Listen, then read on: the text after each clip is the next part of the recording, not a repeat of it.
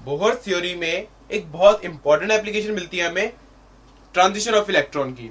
ये क्या कहती है कि सपोज हमारे पास जैसे ये एक शेल था, ये सेकंड शेल था, ये थर्ड शेल था, इसको नाम देते हैं के एल एम। अगर के शेल में कोई इलेक्ट्रॉन रिसाइड कर रहा है तो उसे जंप करना है सपोज एल शेल में। क्या करना पड़ेगा? बात हुई थी, उसको अपनी एनर्जी इंक्रीज करनी पड़ेगी, उसको certain amount of energy absorb करना पड़ेगा। अब वो एनर्जी की अमाउंट कहां से पता चलेगी? वो डिराइव करेंगे। देखो, अगर n इक्वल्स टू 1 की बात की जाए तो n इक्वल्स टू 1 में E1 मतलब एनर्जी ऑफ फर्स्ट शेल कितनी होगी? टोटल एनर्जी की बात की जा रही है, हमारे पास फॉर्मूला है -13.6 Z²। अब हाइड्रोजन स्पीशीज या फिर इसको लिख लेते हैं Z² डिवाइड बाय, यहाँ पे क्या, कौन सी स्पीशीज, यहाँ पे शेल नंबर क्या है? 1 है, तो 1² मतलब 1। n इक्वल्स टू 2 की बात की जाए it would become E2 is equals to -13.6 Z² divided by 4। 2² हो जाएगा ना, L की बात की जाएगी तो। n इक्वल्स टू 3 में क्या हो जाएगा? E3 is equals to -13.6 Z² divided by 9। अब देखो, यहाँ पे फर्स्ट शेल में कितनी एनर्जी थी? -13.6 Z²। ये तो कॉमन पार्ट है सब में। डिनोमिनेटर चेक करते हैं, 149। डिनोमिनेटर इंक्रीज हो रहा है, जैसे जैसे हम शेल नंबर बढ़ा रहे हैं, n की वैल्यू बढ़ा रहे हैं, वैसे वैसे डिनोमिनेटर इंक्रीज हो रहा है। ठीक है, अब डिनोमिनेटर इंक्रीज हो रहा है तो नंबर डिक्रीज होगा, लेकिन एक नेगेटिव साइन है, मतलब फाइनल नंबर इंक्रीज हो जाएगा। ये कह सकते हैं कि if n increases then energy En मतलब energy of nth shell also increases. ठीक है, एक बात तो सेम आ गई कि अगर फर्स्ट शेल से सेकंड शेल पे जंप करना हो तो कितनी एनर्जी एब्सॉर्ब करनी पड़ेगी? जितना इन दोनों में डिफरेंस है। फर्स्ट शेल में रहने के लिए उसको कितनी एनर्जी चाहिए होती है? इतनी। सेकंड शेल में रहने के लिए इतनी। अब इन दोनों में जो डिफरेंस है, अगर वो गेन कर लेता है तो उसका क्या होगा? वो इतनी एनर्जी अटेन कर लेगा और वो सेकंड में पहुंच जाएगा। वही कंसेप्ट अप्लाई करना है कि सपोज इनिशियली एक शेल n1 में है, इलेक्ट्रॉन n1 नंबर शेल में है, उसे जंप करना है शेल नंबर n2 पे। अब मुझे ये नहीं पता कि कौन बड़ा है कौन छोटा है। क्यों? क्योंकि ऐसा भी तो हो सकता है कि L शेल से K पे जंप करना उसे, उसमें क्या होगा? एनर्जी डिक्रीज होगी, बची हुई एनर्जी कहां जाएगी? भाई L शेल की एनर्जी ज्यादा है K से, इसका मतलब है वो कम वाली एनर्जी वाली स्टेट पे जा रहा है। K जो है वो कम एनर्जी वाली स्टेट है, उस पे जाएगा तो कुछ एनर्जी बच जाएगी।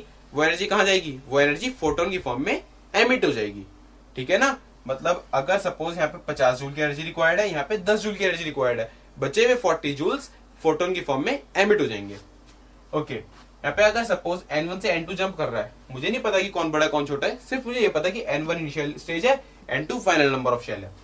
तो क्या होगा? Delta E. डेल्टा ई का से मेरा मतलब है चेंज इन एनर्जी।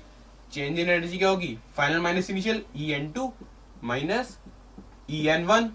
अच्छा, इन दोनों की वैल्यूज सब्स्टिट्यूट कर दो। वैल्यूज क्या होंगी इनकी? -13.6 Z² तो कॉमन पार्ट है, 1/n2² माइनस 1/n1²। ये मेरे पास एक जनरल एक्सप्रेशन आ गया। मैं बार बार कह रहा हूं, ये एक्सप्रेशन मुझे रटना नहीं है। ठीक है, मुझे क्या समझना है? मुझे सिर्फ ये समझना है कि अगर इनिशियली कोई शेल n1 में इलेक्ट्रॉन n2 पे जंप कर रहा है तो हम क्या करेंगे? n1 की एनर्जी निकालेंगे, n2 की एनर्जी निकालेंगे, उन दोनों में डिफरेंस ले लेंगे, वो आ जाएगा चेंज इन एनर्जी। वो क्वेश्चन में समझेंगे कि n1 माइनस n2 करना है, n2 माइनस n1 करना है, मतलब कैलकुलेशन कैसे करनी है, वो सब एग्जांपल में समझेंगे। अभी सिर्फ कंसेप्ट समझना है। कंसेप्ट ये है कि अगर कोई इलेक्ट्रॉन K से L पे जंप करता है, एनर्जी क्या होगी? एनर्जी एब्जॉर्ब होगी। दूसरा कंसेप्ट, अगर कोई इलेक्ट्रॉन वापस L से K पे जंप करता है, एनर्जी एमिट हो जाएगी। ठीक है, ये दो कंसेप्ट है सिंपल से। अब ये कंसेप्ट अगर हम हाइड्रोजन एटम पे अप्लाई करें, ये दोनों कंसेप्ट अगर हम हाइड्रोजन एटम पे अप्लाई करें तो हमारे पास कुछ डेफिनेट एनर्जी स्टेट्स आती हैं।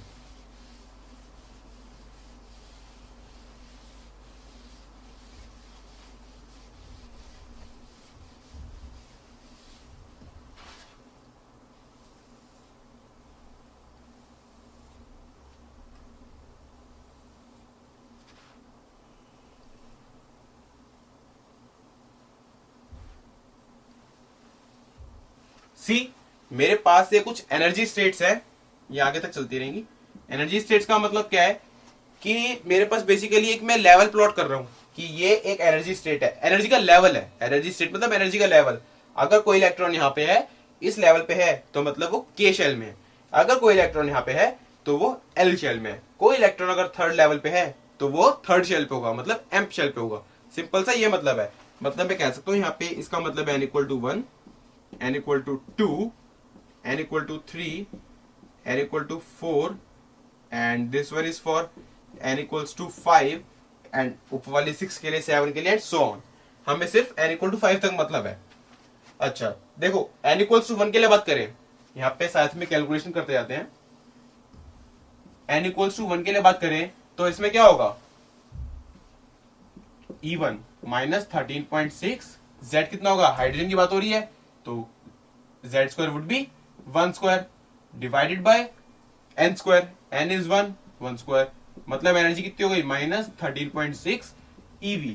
नोट कर लेते हैं कि n इक्वल्स टू 1 पे माइनस 13.6 EV का लेवल है। ठीक है आगे चलते हैं। n इक्वल्स टू 2, इसमें क्या हो जाएगा, E2 is equals to minus 13.6 into 1/4, Z n square से डिवाइड करेंगे ना 1/4 हो जाएगा। It comes out to be minus 3.4 EV। मतलब ये लेवल कितना हो गया, माइनस 3.4 EV। ठीक है इसी तरह से नेक्स्ट के लिए सॉल्व करेंगे, n इक्वल टू 3 के लिए तो हो जाएगा E3 is equals to minus 13.6 over 9, मतलब माइनस 1.51 EV। उस n इक्वल टू 4 के लिए बात करेंगे, माइनस 0.85। n इक्वल टू 5 के लिए बात करेंगे, माइनस 0.54। हमारे पास 5 एनर्जी लेवल्स आ गए। ये एक्सप्रेशन, ये वैल्यूज हमें याद रखनी है।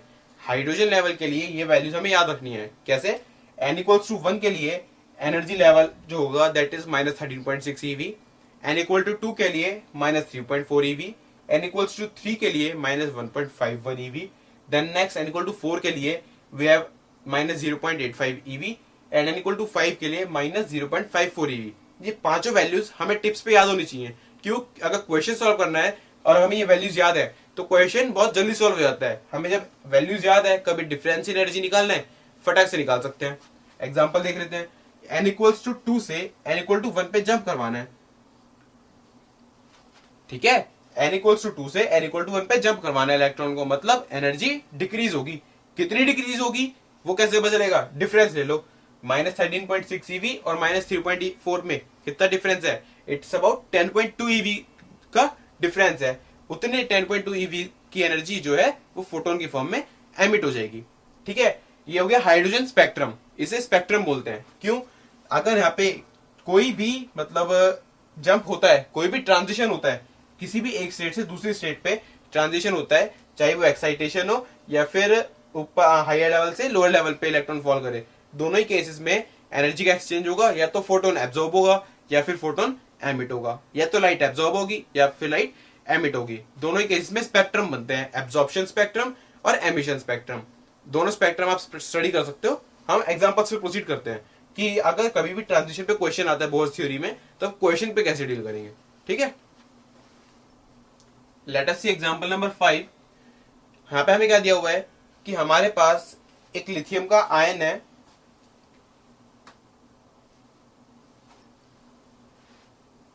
लेट अस सी एग्जांपल नंबर 5। यहाँ पे हमें क्या दिया हुआ है, velocity of electron in certain shell of hydrogen atom is 120 and basically where ratio are given, किस किस की रेशियो दी हुई है, velocity of electron in shell number n in any shell of hydrogen atom और c speed of light, दो चीजों की ratio दी हुई है which is 1/275। n की वैल्यू बतानी है कि कौन सा शेल नंबर है, दूसरी चीज वेव नंबर बताना है। वेव नंबर क्या होता है वो अभी समझ लेंगे। वेव नंबर बताना है एक ट्रांजिशन के लिए जो n इक्वल्स टू 1 से अगर 1 पे ग्राउंड स्टेट मतलब 1 पे जंप करता है इलेक्ट्रॉन। ठीक है, प्रोसीड करते हैं। Vn मतलब nth शेल में वेलोसिटी कितनी है, c/275 मतलब 3 इंटू 10⁸ डिवाइडेड बाय 275, इतने मीटर्स पर सेकंड की वेलोसिटी है। ठीक है, वेलोसिटी का हमारे पास एक फॉर्मूला भी है, वो क्या है, 2.165 इंटू 10⁶ Z ओवर n। यहाँ पे Z की वैल्यू कितनी होगी, क्योंकि हाइड्रोजन एटम की बात की है तो Z की वैल्यू 1 हो जाएगी।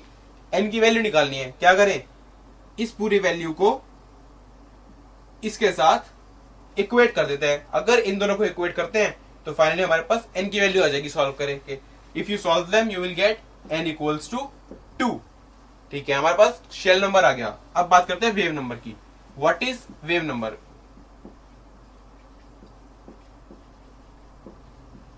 वेव नंबर होता क्या है? वेव नंबर में कुछ सिंपल सी चीज है। अगर हमारे पास लैम्डा वेवलेंथ होती है तो वेव नंबर इज 1/λ। अगर लैम्डा को रेसिप्रोकल कर दो you will gate wave number. ठीक है, तो अब बेसिकली रेसिप्रोकल ऑफ वेवलेंथ निकालना है। कैसे निकालें? देखो, हमें ये पता है कि डेल्टा ई, मैंने क्या कहा था, एक्सप्रेशन नहीं याद करना, सिर्फ ये देखो कि प्रोसेस क्या है वो समझना है बस। प्रोसेस ये है कि n इक्वल्स टू 1 मतलब n इक्वल्स टू 3 से 1 पे जंप हो रहा है। इसका मतलब एनर्जी क्या हो रही है, डिक्रीज हो रही है। होगा क्या, यहाँ पे एनर्जी एमिट हो जाएगी, क्योंकि फॉल कर रहा है ना इलेक्ट्रॉन, एनर्जी एमिट हो जाएगी, एनर्जी एमिट हो जाएगी। ये ठीक बात बन रही है। 13.6,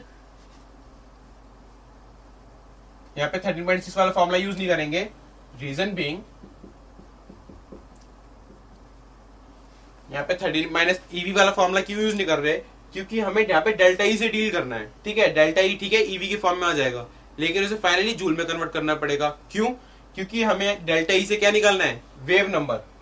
वेव नंबर मतलब वेवलेंथ के टाइप का कुछ, मतलब वेवलेंथ का रेसिप्रोकल। तो हमें क्या करना पड़ेगा, डेल्टा ई को किसी से रिप्लेस करना पड़ेगा ना। तो इस केस में क्या होगा, ईवी की फॉर्म में अगर डेल्टा ई अवेलेबल है तो उसको हम कोई फॉर्मूला अप्लाई नहीं कर सकते डायरेक्टली, हम सिर्फ ऐसा यूनिट्स पे फॉर्मूला अप्लाई करेंगे। तो हम ये वाला फॉर्मूला यूज कर लेंगे, कोई प्रॉब्लम नहीं है। यहाँ पे हो जाएगा 2.17 इंटू 10⁻18 इंटू 1/। अब देखो फॉर्मूला मैंने क्या कहा था, रटना नहीं है, कैसे करेंगे। यहाँ पे बाहर नेगेटिव साइन है, हमें डेल्टा ई को कुछ इस तरह से बनाना है कि वो पॉजिटिव हो जाए। ठीक है, मतलब अंदर वाली चीज को जो ब्रैकेट में होगी उसको नेगेटिव करना है। ये नेगेटिव होनी चाहिए। ये नेगेटिव कैसे होगी, जब हम ये वाली चीज छोटी कर दें। ये छोटी मतलब डिनोमिनेटर बड़ा होगा, मतलब 1/3² माइनस 1/1²। बस, तो डेल्टा ई आ जाएगा यहाँ से minus 2.17 into 10⁻18 into it would become minus 8/9। ये हो जाएगा माइनस हट जाएगा 2.17 इंटू 10⁻18 इंटू 8/9। ये हमारे पास डेल्टा ई आ गया। अब डेल्टा ई आ गया। नेक्स्ट चीज, डेल्टा ई को hc/λ से रिप्लेस कर दें। डेल्टा ई hc/λ क्यों? क्योंकि डेल्टा ई जो है वो हमारे पास यहां से हमने निकाल लिया है, लेकिन जो हमारे पास एनर्जी होती है वो फोटोन की फॉर्म में एमिट हो रही है। अब फोटोन में जो एनर्जी एमिट हो रही है उसकी कुछ वेवलेंथ भी होगी जो कि लैम्डा होगी। तो हम क्या कर सकते हैं, प्लैंक्स लॉ लगा सकते हैं ना कि एनर्जी इक्वल्स टू hc/λ। वही कर रहा है, डेल्टा ई को रिप्लेस कर दिया hc/λ से। h और c की वैल्यू पता है, सब्स्टिट्यूट करो, डिनोमिनेटर में ले जाओ, 1/λ आ जाएगा।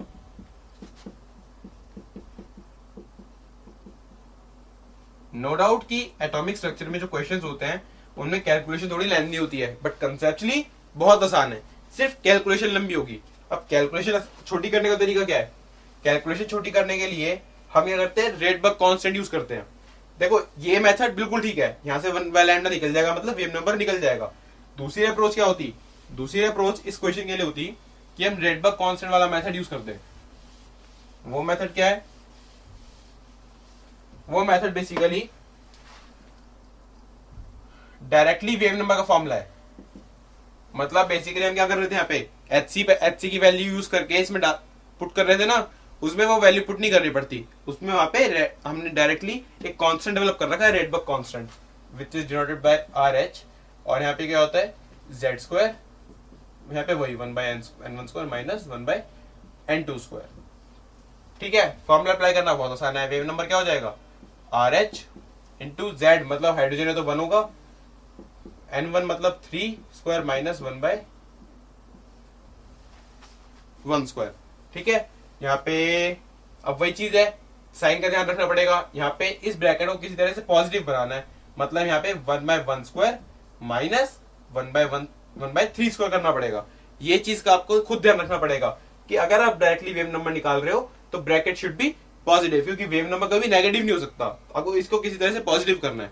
ठीक है, अब यहाँ पे आर एच की वैल्यू सब्स्टिट्यूट करनी है हमें 109678, ये वैल्यू इसमें सब्स्टिट्यूट करो, you will get the wave number. ठीक है, और यहाँ पे वेव नंबर के यूनिट जो होंगे दैट वुड बी पर सेंटीमीटर,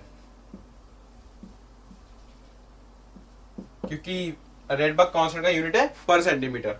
ठीक है, इस वैल्यू के साथ तो हम क्या कर सकते हैं, दो अप्रोच सीखी हमने इस क्वेश्चन में कि अगर हमें डायरेक्टली वेव नंबर निकालना हो तो रेडबर्ग कांस्टेंट वाला फॉर्मूला यूज कर सकते हैं, या फिर डायरेक्टली डेल्टा ई निकाल के उसमें H C by lambda substitute करेंगे और 1 बाय लैम्डा की वैल्यू निकाल लेंगे।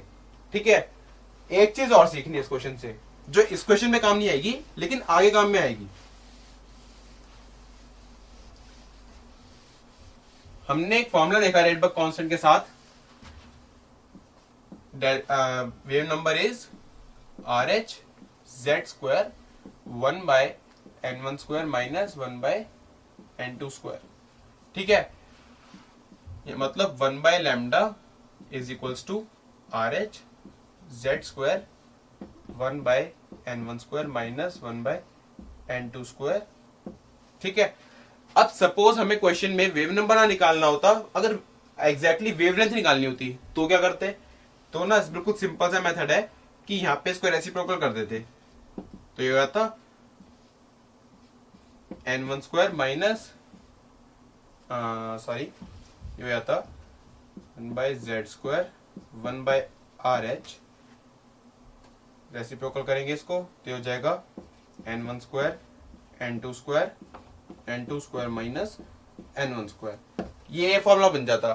ठीक है, अब मेरा मेन मोटिव क्या बताने का, मेरा मेन मोटिव ये है कि यहाँ पे हम जब निकालते थे तो रेडबर्ग कांस्टेंट की वैल्यू क्या यूज करते थे, आर एच इक्वल्स टू 109678 पर सेंटीमीटर। ठीक है, यहाँ के लिए भी एक फॉर्मूला याद कर लो, lambda is equals to 912 1 by Z square n1 square n2 square divided by n1 square minus n2 square minus n1 square angstroms. अब देखो इस फॉर्मूला को याद करने का यूज क्या है, अगर इन केस हमें कभी भी लैम्डा निकालना हो तो हमें कैलकुलेशन दोबारा करनी पड़ेगी बहुत सारी, क्योंकि यहाँ पे आर एच जो आएगा, यहाँ पे जो वैल्यू आएगी वो दोबारा से बढ़ जाएगी, उसको रेसिप्रोकल करना पड़ेगा। इससे अच्छा हम क्या करें, हम यहाँ पे इसको रेसिप्रोकल करके आर एच की वैल्यू याद कर लेते हैं in terms of angstroms, that comes out to be around 912 angstroms. तो आप ये वैल्यू याद कर लो, अगर आपको कभी भी in case of competitive exams question solve करना हो, वेवलेंथ निकालनी हो, डायरेक्टली ये फॉर्मूला अप्लाई कर सकते हो, वो चीज दोबारा वैलिड रहेगी कि n2 square minus n1 square किसी तरह से पॉजिटिव बना देना, मतलब n2 ग्रेटर देन n1 कर देना, बस बाकी फॉर्मूला वैलिड है और इसका यूनिट क्या है, एंगस्ट्रॉम्स। ठीक है।